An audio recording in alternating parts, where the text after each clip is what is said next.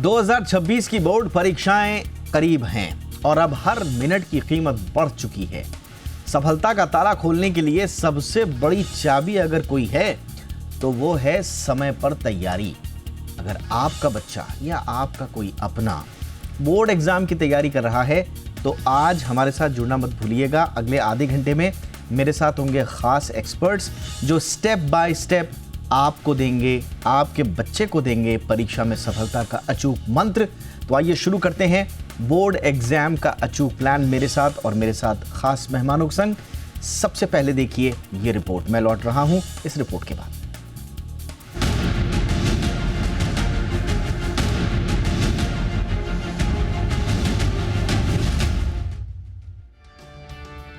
Board exam की तारीखों का ऐलान होते ही बच्चों की धड़कनें तेज होना लाजमी है।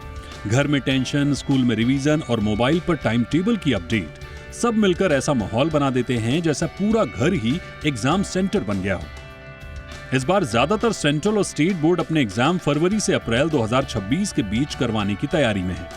सीबीएसई भी फरवरी मार्च, आईसीएसई, आईएससी भी इसी पीरियड में। राज्य बोर्ड जैसे यूपी, बिहार, महाराष्ट्र, राजस्थान ज्यादातर फरवरी के पहले दूसरे हफ्ते में एग्जाम शुरू कर मार्च अप्रैल तक खत्म करने का प्लान लेकर चल रहे हैं। यानी अब वक्त बहुत कम है और तैयारी का दबाव दोगुना। अब सवाल यही है, करना क्या है, कैसे शुरुआत करें, कौन सा मोर्चा पहले संभालें। बोर्ड एग्जाम किसी भी क्लास का हो, किसी भी बोर्ड का हो, तैयारी का बेसिक रूल एक ही है, समय से सटीक तैयारी। सबसे पहले पढ़ाई का मोर्चा। बच्चों को अपने सिलेबस का पूरा नक्शा समझना होगा। कौन सा चैप्टर भारी है, कौन सा हल्का है, किस टॉपिक के ज्यादा नंबर आते हैं, पिछले साल क्या पूछा गया था, ये सारी चीजें नोट करें। छोटे टॉपिक पहले खत्म करें, बड़े टॉपिक को हिस्सों में बांटें। रोज 2-3 सब्जेक्ट मिक्स करके पढ़ें ताकि बोरियत ना हो। टाइम टेबल ऐसा बनाएं जिसमें 45 से 50 मिनट की पढ़ाई और 10 मिनट का ब्रेक हो। लास्ट 30 दिन सिर्फ रिवीजन और प्रैक्टिस पेपर के लिए रखें। प्रैक्टिस पेपर तो ऐसे देखें जैसे असली एग्जाम दे रहे हों। टाइम लिमिट में बिना उठे, बिना मोबाइल देखे। अब घर का मोर्चा। घर का माहौल शांत होना चाहिए। जितना कम टेंशन उतना अच्छा फोकस। पेरेंट्स का रोल यहाँ बहुत बड़ा है।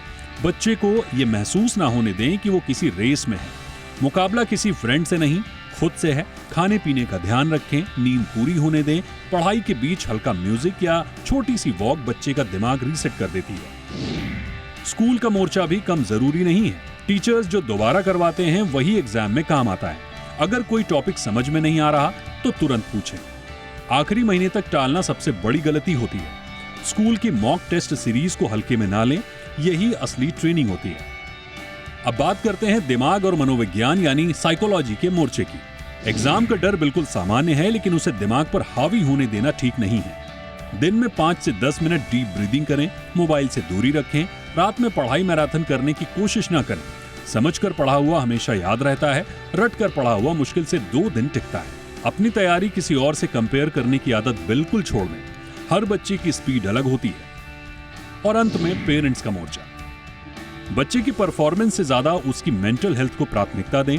रोज रिजल्ट पूछने या दूसरे से तुलना करने से बच्चे टूटते हैं, बनते नहीं हैं। उन्हें सपोर्ट चाहिए, दबाव नहीं। उन्हें बस एक भरोसा कि तुम कर लो। किसी भी बच्चे को 90% के पार ले जाने की असली ताकत यही भरोसा है। कुल मिलाकर बोर्ड एग्जाम किसी तरह की लड़ाई या मुकाबला नहीं है। यहाँ हार जीत जैसी कोई बात होती ही नहीं है। ये बस पढ़ाई के सफर का एक पड़ाव है जहां आप अपनी मेहनत और समझ को थोड़ा सा व्यवस्थित करते हैं। बच्चे को बस ये महसूस होना चाहिए कि वो सक्षम है। नंबर महत्वपूर्ण है, लेकिन उससे भी जरूरी है सीखना, समझना और खुद पर भरोसा रखना। बोर्ड एग्जाम उसी रास्ते का हिस्सा है, ना कि अंतिम मंजिल। ब्यूरो रिपोर्ट, जी मीडिया।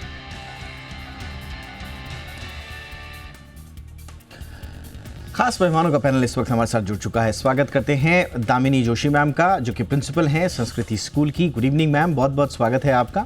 हमारे साथ हैं डॉक्टर लाल तनवानी जी, जो कि जाने माने करियर कोच हैं। गुड इवनिंग सर, बहुत बहुत स्वागत है आपका।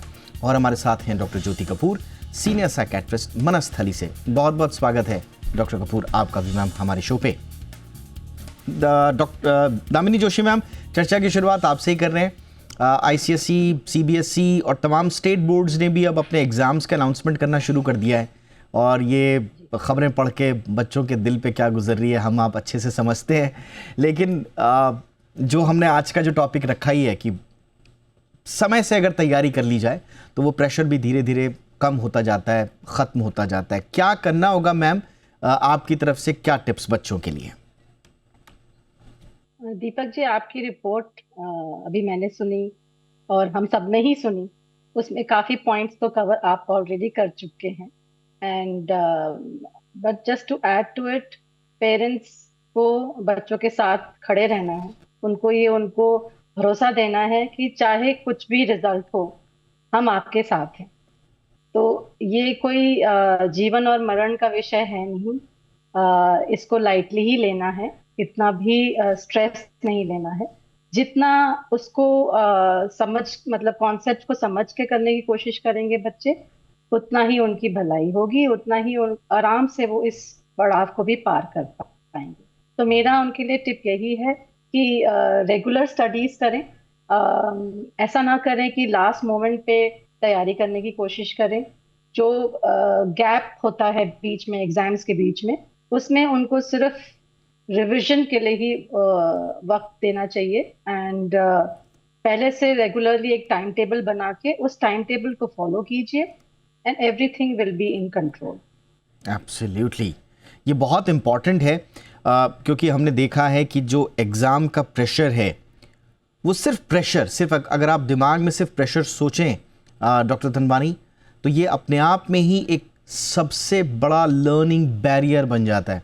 बहुत सारी रिपोर्ट्स हैं, मैं इसको कोरिलेट भी कर रहा था, ख़ासतौर से फीमेल्स में 67.3 लर्निंग बैरियर्स के प्रतिशत जो है वो लर्निंग बैरियर का ये एक चंक था, मेल से ज़्यादा।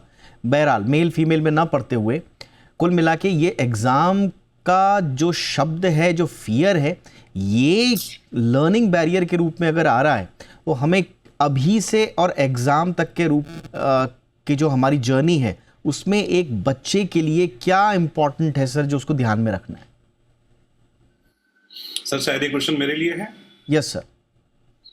Deepak sir, thank you very much for calling me. This platform is very crucial for me.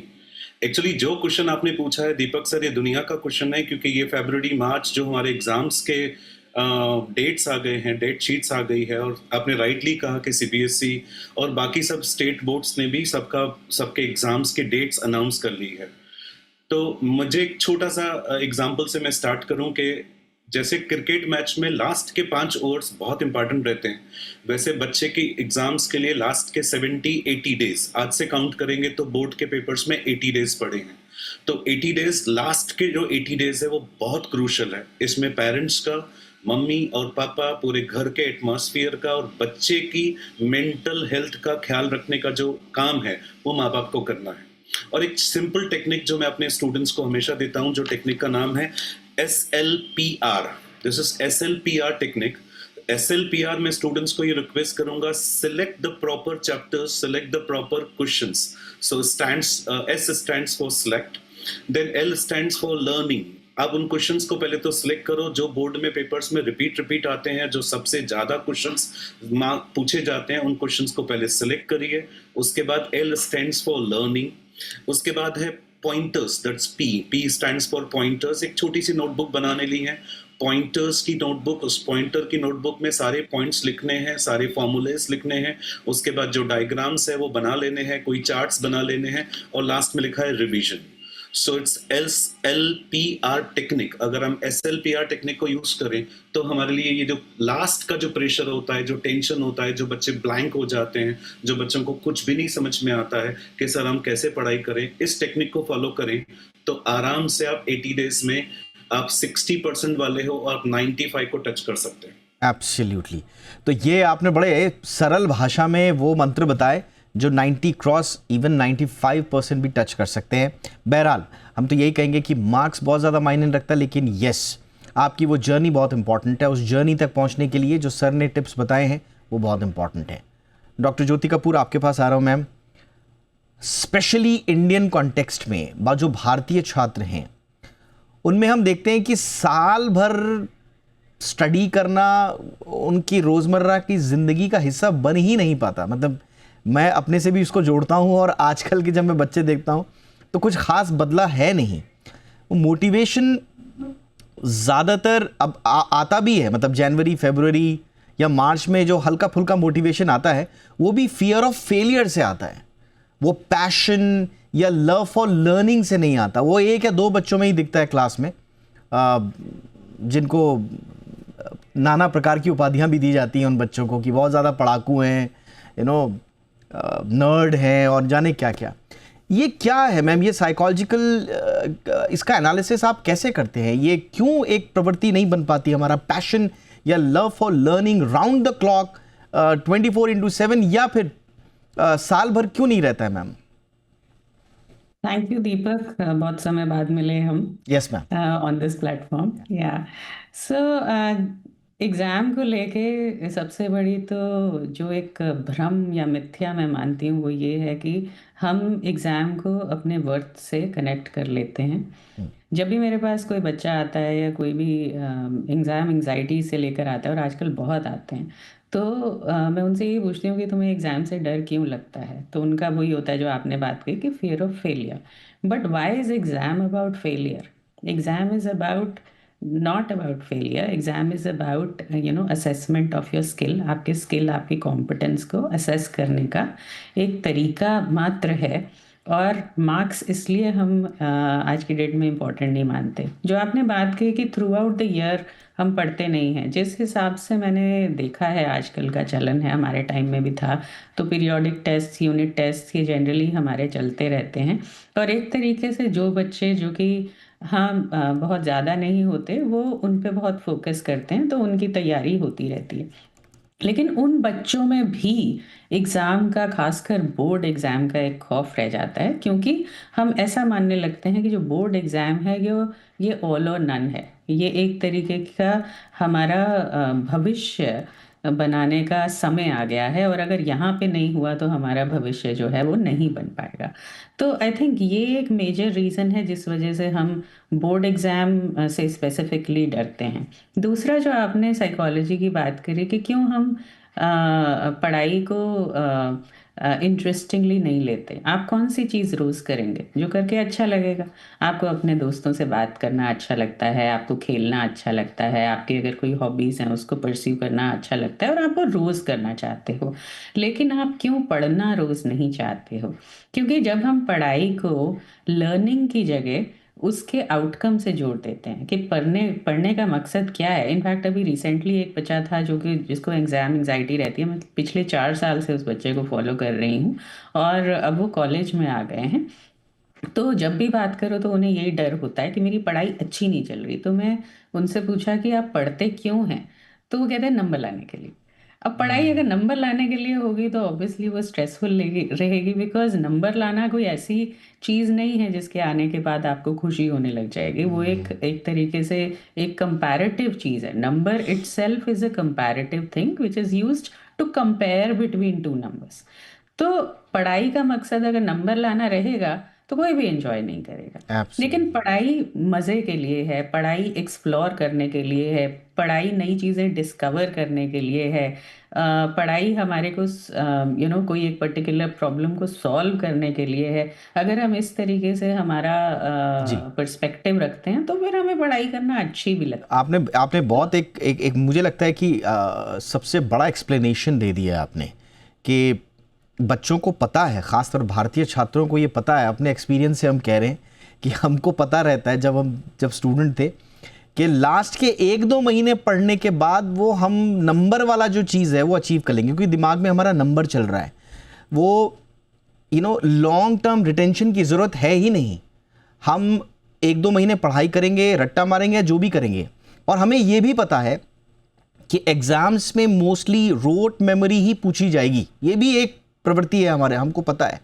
तो वो एक लॉन्ग टर्म रिटेंशन की ज़रूरत है ही नहीं, और संभवतः इसीलिए साल भर तैयारी नहीं होती है। और जब एक साथ 2-3 महीने बचते हैं उस वक्त एक बॉटलनेक बन जाता है, एक मेंटली भी और दूसरी तरीके से भी। सारे के सारे प्रेशर्स एक साथ आ जाते हैं। यही होता है सबसे बड़े तनाव का कारण। एक छोटे से ब्रेक के बाद कुछ और चीज़ें समझेंगे। अब साल भर क्यों पढ़ाई नहीं करी, ठीक है, इस पे तो हमने बात कर ली, लेकिन अब तो एग्ज़ाम सर पे हैं, दिसंबर आ गया है, 2-3 महीने में एग्ज़ाम है, तो अब क्या करें, इस पर ज़्यादा फोकस करेंगे छोटे से ब्रेक के बाद।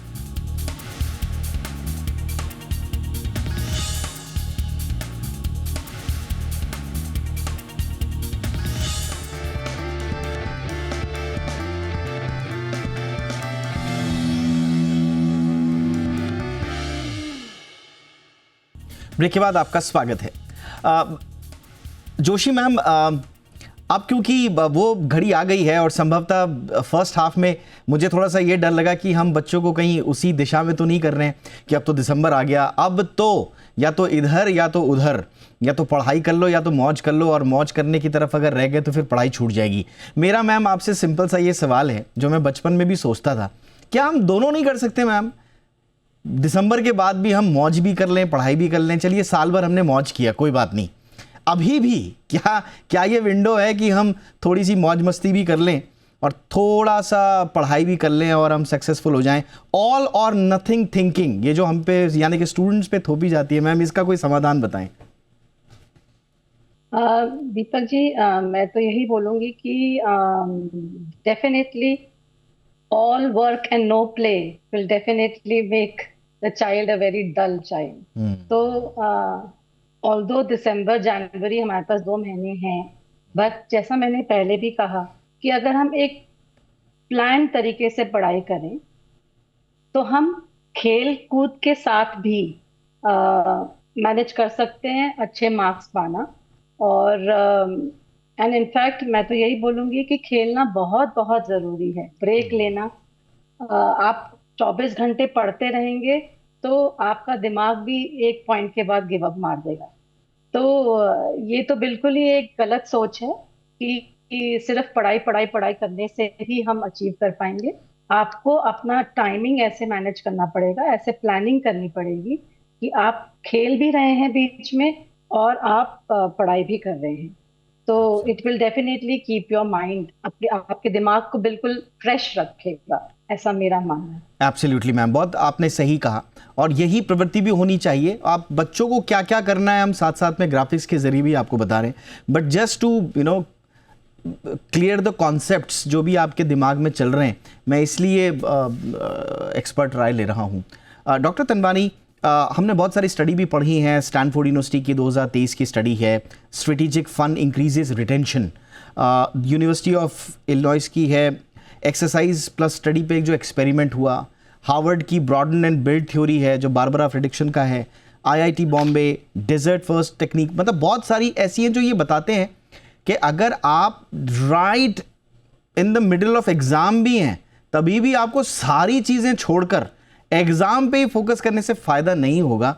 बीच बीच में अपने लिए आपको एक गिल्ट फ्री फन का टाइम भी निकालना होगा और ये आपको ज्यादा हेल्प करेगा। तो ये कितना इंपॉर्टेंट है पेरेंट्स को, बच्चों को, टीचर्स को, सबको समझना। Deepak sir, I agree with you. मैं एग्री करता हूँ मैडम, प्रिंसिपल मैडम से और दीपक सर से भी, आपसे भी, कि ये जरूरी है कि हम 24 घंटे तो पढ़ नहीं सकते हैं। कोई भी इंसान 24 आवर्स पढ़ नहीं सकता, ये मालूम है। लेकिन अगर हम 24 आवर्स को डिवाइड करें प्रॉपरली प्लान करके, मैं ऐसे चाहता हूं कि हमेशा हर बच्चा जो एग्जाम देने जा रहा है तो कम से कम 8 घंटे वो सोना चाहिए, because tight sleep and correct sleep will definitely boost his memory power and definitely in examination काम आएगी कि 8 घंटा वो सोया है। अगर मैं 24 आवर्स में से 8 आवर्स की स्लीप निकाल दूं, माना वो सोना चाहिए, 8 आवर्स में उसके स्कूल और बाकी ट्यूशंस के लिए निकाल दूं, तो बचे हुए 8 आवर्स जो है उसमें 6 आवर्स की बच्चे की पढ़ाई और 2 घंटे की अगर वो क्रिकेट खेलता है, अगर वो योगा करता है, मेडिटेशन करता है या फन करता है, या आजकल मोबाइल के सिवा बच्चे नहीं रह पाते हैं, लेकिन अगर वो रैशनिंग करें कि 2 घंटे मैं मोबाइल देखूंगा, गेम खेलूंगा या आउटिंग जाके मैं क्रिकेट खेलूंगा, फुटबॉल खेलूंगा, तो 6 आवर्स की पढ़ाई मे गिव हिम और हर 95% इजीली। अगर हम प्लान करते हैं अपने 24 आवर्स को, 8 hours of sleep, 8 hours of schools and tuitions, उसके बाद 2 घंटे अगर मैं अपनी पढ़ाई, 2 घंटे अगर मैं बाकी अपने प्ले एरिया को देता हूँ और 6 घंटे की अगर मैं पढ़ाई करता हूँ, ऐसे में 24 आवर्स को प्रॉपरली प्लान करके रहूं तो मैं खेल भी सकता हूँ और मैं पढ़ाई भी कर सकता हूँ। ये आपने बहुत इंपॉर्टेंट बात बोली और यही चीज़ है जो मुझे लगता है कि रीसेट करने की आवश्यकता है। Doctor Kapoor ma'am, fun is equal to crime, ये हमारी सोसाइटी में एक बड़े बड़े बोर्ड में लेबल कर दिया जाता है, और हम जितनी भी थ्योरीज पढ़ रहे हैं और वेस्टर्न वर्ल्ड को भी हम देखते हैं तो वहाँ पर fun is equal to fuel कहा जाता है। ये भारतीय शिक्षा पद्धति में हमको कितना इम्पोर्टेंट है इसको समझना और आगे बढ़ाना। दीपक, एक तो वी हैव टू अंडरस्टैंड कि हमारा जो सिस्टम है अभी भी वो एक्चुअली ब्रिटिश सिस्टम से ही मैच कर रहा है। हम अभी भी बेसिकली एक वर्क फोर्स क्रिएट करने की कोशिश कर रहे हैं जो कि एक एक पढ़ी पढ़ाई रटी रटाई पैटर्न को फॉलो करके आगे चलते जाएं, and that is the reason कि हम अभी भी मार्क्स देखते हैं। अब हम अभी भी 90-95% की बात करते हैं। Although practically I am sure principal ma'am और हमारे करियर कोच जो हैं उनसे ये एक्सपेक्टेड है कि उनके मार्क्स 90% आए, 95% आए। फिर भी हमारा टारगेट ये हो रहा है कि अगर आप इतना पढ़ोगे तो आपके इतने % नंबर आ जाएंगे। तो again moving away from the number, जब हम फन की बात करते हैं या रिलैक्सेशन की बात करते हैं, उसका मतलब है कि हमारा जो पैरासिम्पैथेटिक नर्वस सिस्टम है वो एक्टिवेट हो रहा है। नर्वस सिस्टम जैसे कि हम सब जानते हैं, एक सिंपैथेटिक है, एक पैरासिम्पैथेटिक है। Sympathetic is to deal with a threat. We are looking at exam as a threat.